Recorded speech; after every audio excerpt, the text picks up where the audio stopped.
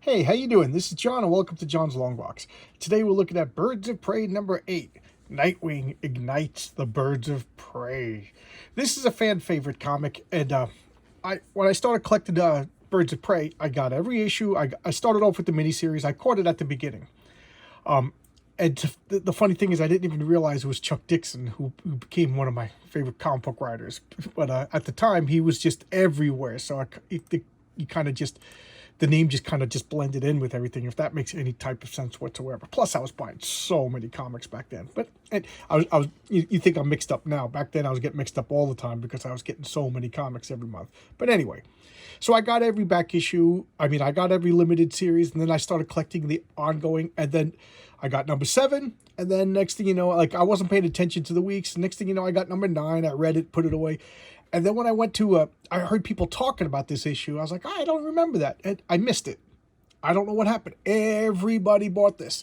It took me close to 2 years. And I'm talking only a few months after this comic came out. Let's take a look at the year. Okay, so that's August 1999. So, like, within a year, I don't remember the exact month. It's been so long ago. I paid $85 for this comic because I'm that much of a freak and I had to get the back issues. So, you know, I like it. I like it. It was a fan favorite. So here we have Dick Grayson and Barbara Gordon. Okay, so let's look at this. What's this, skateboard? Okay, a lot of color, very colorful. And not a splash page, but the first page, you know, at this point, the Birds of Prey were established to be Black Canary and Oracle. Black Canary being Dana Lance, and she doesn't have the sonic scream at this point, so she's just like female James Bond. You know, she's cool, she's sexy, she's charismatic, and she can kick your ass. And she's, you know, she's a competent researcher, fighter, adventurer kind of thing. And here we have, who is this? You know, somebody's talking to her through the Birds of Prey medallion. That's what Barbara Gordon uses to communicate with Black Canary. She's like, "Who is this?" He goes, "Just a friend, Babs. Is occupado right now? Is Babs occupado right now? Babs, you know who is calling. Yeah, but a man never answered before." So anyway, so make a long story short, for the very first time, somebody's contacting Oracle and also knows that Oracle is Barbara Gordon, but she doesn't know who's calling. So she's all confused. She's like, "Who is this?" He's like, "It doesn't matter. Is she busy?" And she's like, "What? You know, what's going on?" And she starts talking. He goes, "Are you and Babs friends or more than friends?" He's like, "That's a good question." Dun, dun, dun. And then we're going to cut into, you know, some introspective and stuff like that. So here we have Nightwing. For those of you who do not know, Nightwing is Dick Grayson. Who is Dick Grayson? Well, the original Robin. So he's been around since, you know, forever, before I was born, you know. So, and at this point in time, okay, yeah, at this point in time, he's away from Gotham City, he's away from Batman, and he's like his own superhero. I think he has his own comic at this time, and he is like the superhero of Bloodhaven. Bloodhaven is like I always pictured Bloodhaven to be like a Baltimore type town, just like, I hate any of you in Baltimore, but it's just like a crime-ridden, infested city, but not as big as like New York. You know what I mean? So it's like a this is mean to say. Sorry if anybody lives in Baltimore, but like a second-rate city. I'm sorry, guys. I don't mean to hurt anybody's feelings if you're in Baltimore. Okay, so let's look at the credits. We got Chuck Dixon. What can I say about Chuck Dixon? He's a prolific writer. I think he holds the record for have written the most comic books in history, or at least American comic books. I'm sure there's manga people that put him to shame. What do I know? I don't know manga. I love Chuck Dixon. He's been pretty much blacklisted by Marvel and DC. He's an outspoken conservative, so that means you can't get work in the modern American comic book industry, but that's not slowing him down. He's founded his own companies. He's doing Kickstarters and Indiegogos, and he has webtoons. And check him out every Wednesday at YouTube, at Chuck Dixon on YouTube. He gives like an hour-long like insider baseball information. It's the highlight of my week. I have a long commute, so every Wednesday I look forward to listening to Chuck Dixon. All right, so enough about him. Greg Land, he's the penciler. Greg Land, what comic did I just recently showcased to Greg Land? I think it was the other Birds of Prey. I think he writes just like muscular men and sexy women, you know, just good, because comic books are a visual medium, you know. Gloria Vasquez, I don't know anything about. Albert D. Guzman, don't know anything about. And Gordon B. Gorfinkel. Chuck Dixon said a few times in his own YouTube channel that Gordon, they had a good connection. He was a good editor. They really enjoyed working with each other. And I'll take their word for it. I'm not there. I love when they do this. The little trails, they show you how he's jumping around. And to me, it looks like he's about to land on this car on his butt. But what do I know? Maybe it feels good. I don't know. Maybe it's the butt maneuver, but what do I know? Let's take a look at the indicia. Birds of Prey number 8, August 1999. We already knew that. There was a real reason to look at. So he's just contemplating his relationship with Barbara Gordon. You know, he's doing the whole classic superhero trope. Landing on a building. He stashes clothes throughout the place, you know, throughout the city, and he lands, gets dressed, and what's he doing? This is the past. This is, I don't know if it's weeks, days, or months in the past, but this is set in the past. So he's like, am I late? I just gave myself some extra time getting here. So there we go. And who is that? Why, of course, it's Barbara Gordon, Batgirl. And for those of you who don't know, because I don't know, I don't want to assume that everybody knows everything. Barbara Gordon is Jim Gordon's daughter. Jim Gordon being the police commissioner of Gotham City. And I was about to say reluctant ally, but he's not a reluctant ally. He's a firm ally of Batman. And that was my favorite part of the Batman movie, was the Jim Gordon, Bruce Wayne Batman relationship. I thought that was really cool. So here they are, and what do? They sit down. Time to think. This is a just friends thing. It's not a date. We both just thought we needed some time. So they're establishing the rules. This is not a date. This is not a date, you know. And they're trying really hard to say it's not a date. Look out, he's got a bomb. You look at their faces, and they're in the circus. Ta-da! So they went to Haley's Circus. Haley's Circus is the circus that Dick Grayson worked for when he was a kid. His parents were the Flying Graysons, and they were killed by, I think it was a mob boss, right? It was a mob boss. They were killed, and so Dick Grayson is supposedly he like donated money or something like that to keep the circus out of financial straits, and he's keeping the circus going because it wasn't the circus's fault. It was the mob's fault that his parents died. It wasn't like they were like the Marvel circus of crime. So they're looking at all the you know, clowns running around, the confetti bomb blows up, and they're laughing, they're spraying each other. She's cracking up, having a good old time. And he's like, we were using cooked pasta in the bomb, but it got slapped with the lawsuit in Metropolis. Can you believe it? So what do you think of my circus? Very corny, Grayson, very corny. So my circus, is he implying that he owns it, or is this the one he just worked for? And circus is supposed to be goofy and quaint. Of course, clowns aren't exactly my favorite.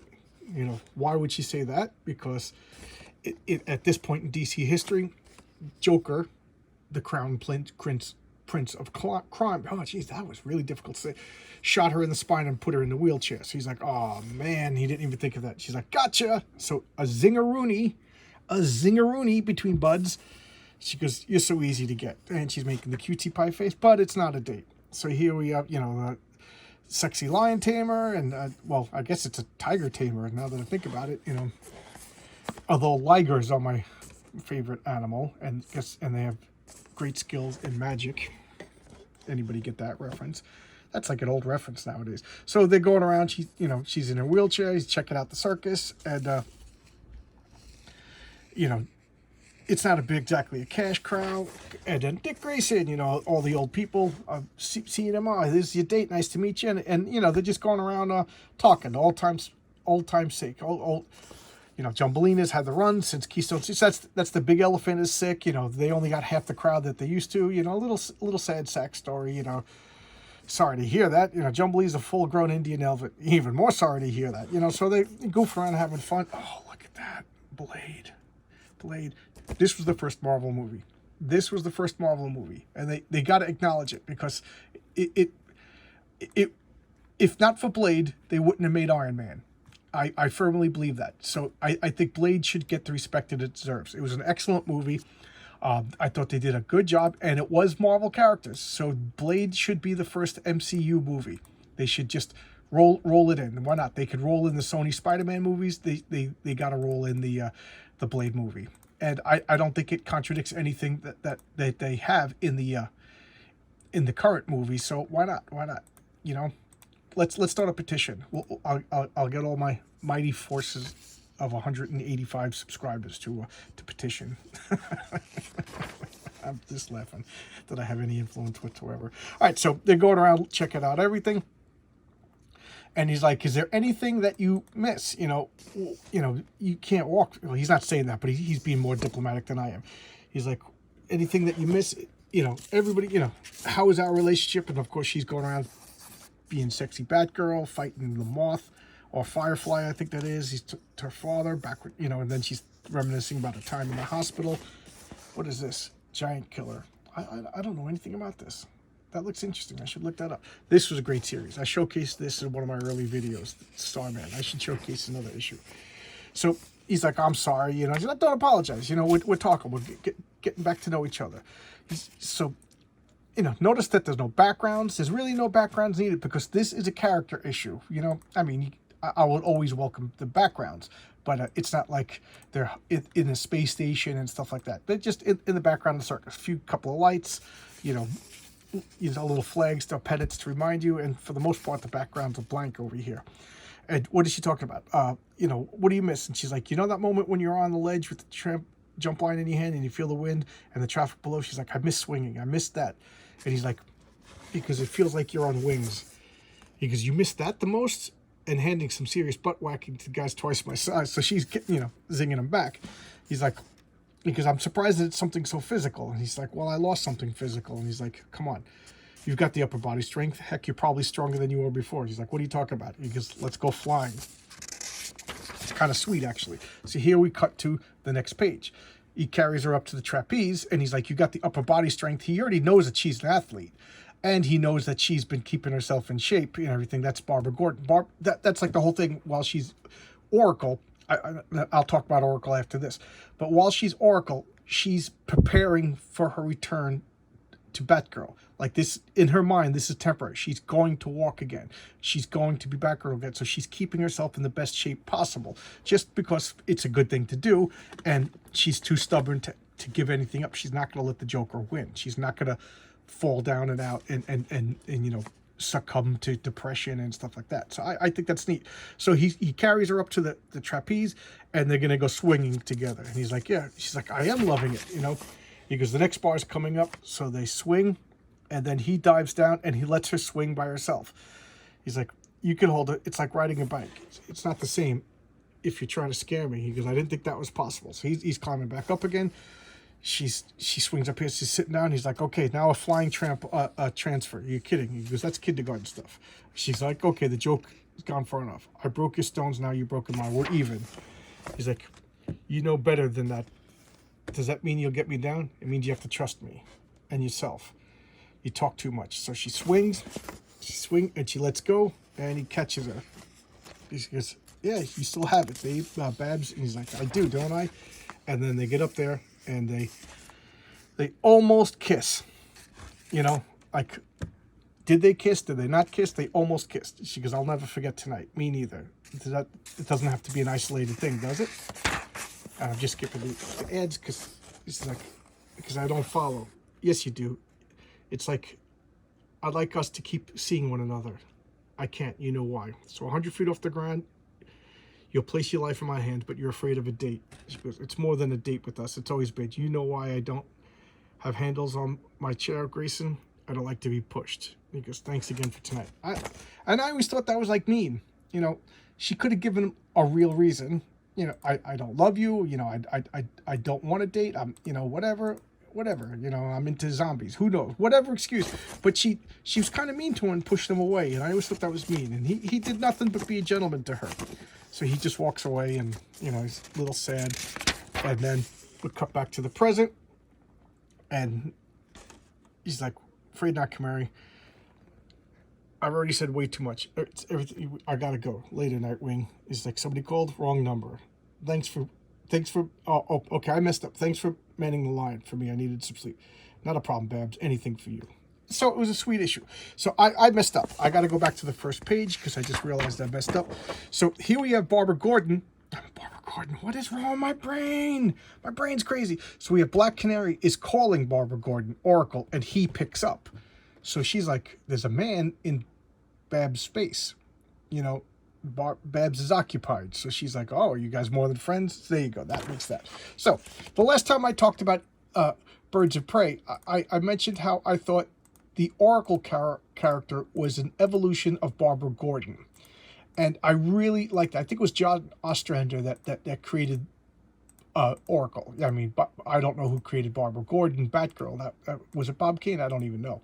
But Alan Moore had her paralyzed by the Joker, and then she was kind of forgotten about and, you know, written out, and then John Ostrander brought her back to the Suicide Squad as Oracle, and I thought that was a great character. It was a great development, okay? And to the point that I made is they've replaced Batgirl. They had Stephanie Kane, they had Cassandra Kane, they had Stephanie, I forget her last name, but it's not Kane. But they had Cassandra Kane, they had Stephanie whatever, but they've never had another Oracle. And I thought that was a brilliant thing. She's the behind-the-scenes operator for all the superheroes, the information broker. That is such a cool character. To the point when they returned Barbara Gordon into Batgirl, I thought that was a step backwards. I don't know. I thought it was a step backwards. You know, they had a bunch of other people who could be Batgirl, but nobody else is Oracle. So I really like the character. I really like the Birds of Prey series. I thought it was a great series.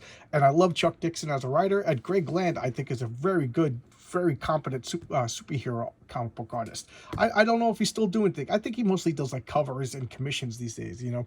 I don't think Marvel or DC like really hires big name talents anymore, which is a shame in itself. But there you go. That's today's showcase, Birds of Prey number 8. I got to look up the value of this because, like I said, I paid $85 for this back in 1999. You know, it probably went down because it's probably just short-term comic book speculators. All right, I'll see you tomorrow with another video, guys. All right, see ya. Bye-bye.